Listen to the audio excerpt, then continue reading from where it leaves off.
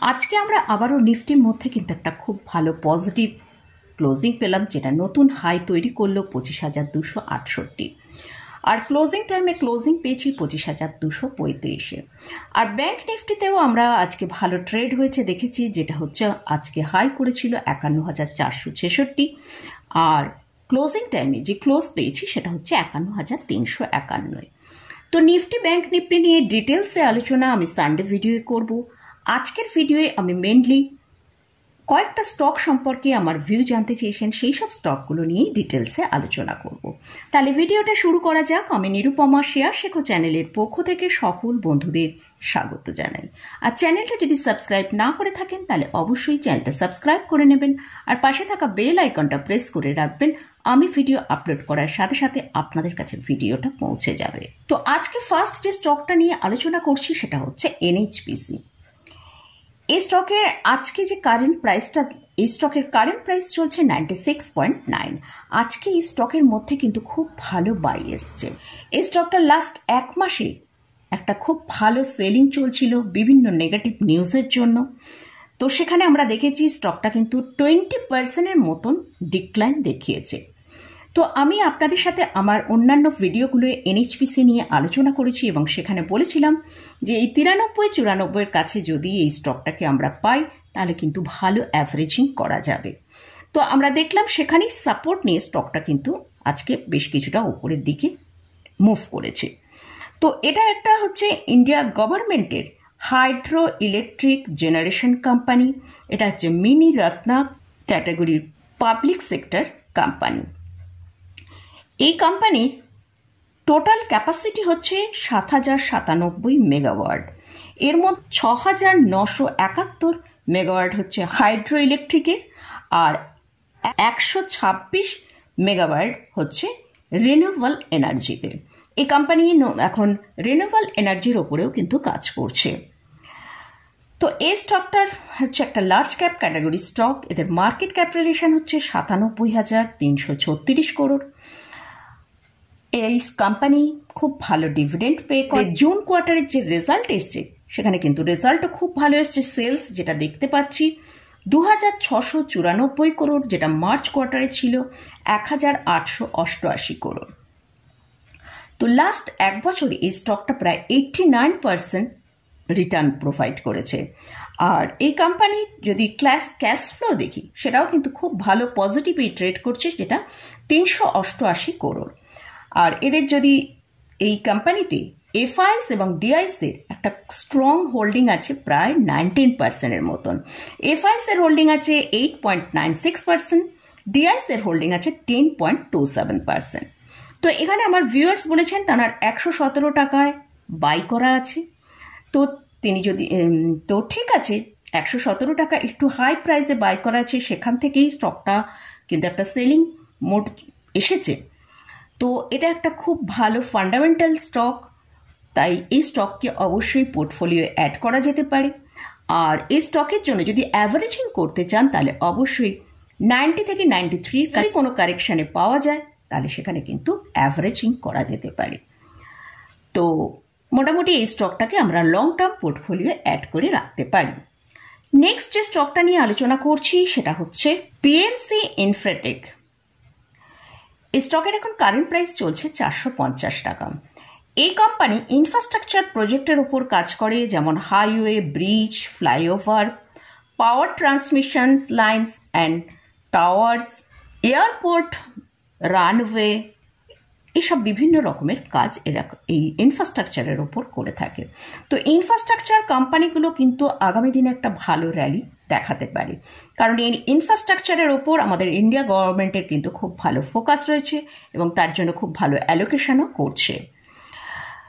তো এটা একটা মিড ক্যাপ ক্যাটাগরি স্টক। এদের মার্কেট ক্যাপিটালাইজেশন হচ্ছে 11,549 করোড়। এই কোম্পানির আরওসি হচ্ছে 16.1%, আরওই হচ্ছে 19.2%। লাস্ট 5 ইয়ার্সে এদের প্রফিট গ্রোথ হচ্ছে 22.4 CAGR-এ। এই কোম্পানির জুন কোয়ার্টারের যে সেলস এসছে সেখানে কিন্তু একটা ভালো ডিক্লাইন এসছে, যেটা মার্চ কোয়ার্টারে ছিল 2,600 করোড়, জুন কোয়ার্টারে হয়েছে 2,168 করোড়। তো এই কোম্পানি একটা নেগেটিভ পয়েন্ট যেটা আছে, এই কোম্পানিতে কিন্তু একটা খুব ভালো বড় ডেপ্ট রয়েছে। এটা মানে এই ডেপ্টটা কিন্তু এই কোম্পানির কাছে একটা বেশ প্রবলেম, কারণ ট্রেডিং করার জন্য এই স্টকটা ঠিকঠাকই আছে, কিন্তু ইনভেস্টমেন্ট করার জন্য এই স্টকটায় একটাই নেগেটিভ পয়েন্ট, সেটা হচ্ছে এই কোম্পানির ডেপ্ট অনেকটা বেশি রয়েছে। এই কোম্পানিতে প্রোমোটারের হোল্ডিং হচ্ছে 56%, এফআইসদের হোল্ডিং আছে 10.83%, ডিআইসদের হোল্ডিং আছে 26.36%। তো এখানে আমরা এফআইস এবং ডিআইসদের কিন্তু একটা ভালো হোল্ডিং দেখতে পেলাম। তো মোটামুটি যদি স্টকটাকে আমরা 450 টাকার কাছে এখন ট্রেড করছে, এই 450 টাকায় কিন্তু একটা সাপোর্ট রয়েছে। তো যদি এই 450 টাকাকে ব্রেক করে না নিচে আসে, তাহলে কিন্তু এই জায়গায় বাই করা যেতে পারে। নেক্সট যে স্টকটা নিয়ে আলোচনা করছি সেটা হচ্ছে ময়েল। এই স্টকটা নিয়ে বেশ কয়েকটা ভিডিওয়ে আমি আলোচনা করেছি। এই স্টকটার তখন প্রাইস ছিল 494 টাকার কাছে। তো তখনই আমি বলেছিলাম স্টকটার ভেতরে কিন্তু মানে এই স্টকের যে পিটা চলছে সেটা অনেক হাই পিতে ট্রেড করছে। তো সেই জন্য আমি বলেছিলাম 485 টাকা স্টপ লস লাগিয়ে স্টকটা হোল্ড করা যেতে পারে। যদিও এখন স্টকটার মধ্যে একটা ভালো সেলিং এসছে, স্টকটার এখন কারেন্ট প্রাইস চলছে 399 টাকা। তো আমরা এই স্টকটাকে প্রায় 33% কিন্তু কারেকশন দেখতে পেয়েছি। তবে এই স্টকটাকে যদি পোর্টফোলিও অ্যাড করতে চান, তাহলে কিন্তু অল্প অল্প করে এখান থেকে অ্যাড করা যেতে পারে, এবং স্টকটা যদি আরও একটু কারেকশন 350-এর কাছে আসে, সেখানেও অ্যাড করা যেতে পারে। তো এই স্টকের ফান্ডামেন্টালটা কীরকম আছে সেটা একটুখানি আমরা দেখে নেব। তো এটা একটা মিড ক্যাপ ক্যাটাগরি স্টক। এই স্টকটা লাস্ট 1 বছরে 114% র্যালি দেখিয়েছে। এই কোম্পানি হচ্ছে মিনি রত্ন স্টেট গভর্নমেন্ট ওন কোম্পানি। এরা ম্যাঙ্গানিজ ওর মাইনিং বেস কোম্পানি। এটা হচ্ছে লার্জেস্ট ম্যাঙ্গানিজ ওর প্রডিউসার কোম্পানি। এই কোম্পানি প্রায় 11টা মাইন্স অপারেট করে। আর এদের যদি মার্কেট ক্যাপিটালাইজেশন দেখি 8,184 করোড়, আরওসি হচ্ছে 16.5%, আরওই হচ্ছে 12.5%। এটা একটা অলমোস্ট ডেট ফ্রি কোম্পানি, এবং এই কোম্পানিও কিন্তু একটা হেলদি ডিভিডেন্ড পে করে। তবে স্টকের প্রাইস কিন্তু এখনও অনেকটা হাইতেই আছে। তো স্টকটা আমরা যদি দেখি লাস্ট 1 বছরে 183 টাকা থেকে 588 টাকা এই পর্যন্ত র্যালি দেখিয়েছে।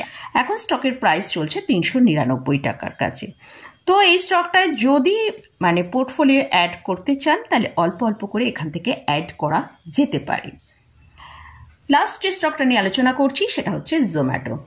এই স্টকটা হচ্ছে ই কমার্স একটা রিলেটেড কোম্পানি। জোম্যাটো হলো one of the leading online food service platform. এদের প্রায় 23 কান্ট্রিজে এরা 1,31,233টা অ্যাক্টিভেট ফুড ডেলিভারি রেস্টুরেন্ট রয়েছে। আর এদের যদি অ্যাভারেজে মান্থলি ফুড অর্ডার আসে সেটা দেখি, সেটা প্রায় 10.7 মিলিয়ন কাস্টমার এদের রয়েছে। এটা একটা লার্জ ক্যাপ ক্যাটাগরি স্টক। এদের মার্কেট ক্যাপিটালাইজেশন হচ্ছে 2,21,469 করোড়। এই কোম্পানিটা অলমোস্ট একটা ডেট ফ্রি কোম্পানি। এদের কোয়ার্টারলি এবং ইয়ারলি যদি রেজাল্ট দেখি, সেখানে কিন্তু সেলসের মধ্যে খুব ভালো গ্রোথ আসছে। আর লাস্ট 1 বছরে এই কোম্পানিটা 159% র্যালি দেখিয়েছে। এছাড়াও এদের যে ক্যাশ ফ্লো সেটা পজিটিভে ট্রেড করছে। এখানে যদি আমরা শেয়ার হোল্ডিং প্যাটার্নটা দেখি, প্রোমোটারের হোল্ডিং হচ্ছে 54%, এফআইসদের হোল্ডিং হচ্ছে 15.79%, ডিআইসদের হোল্ডিং হচ্ছে 28.64%।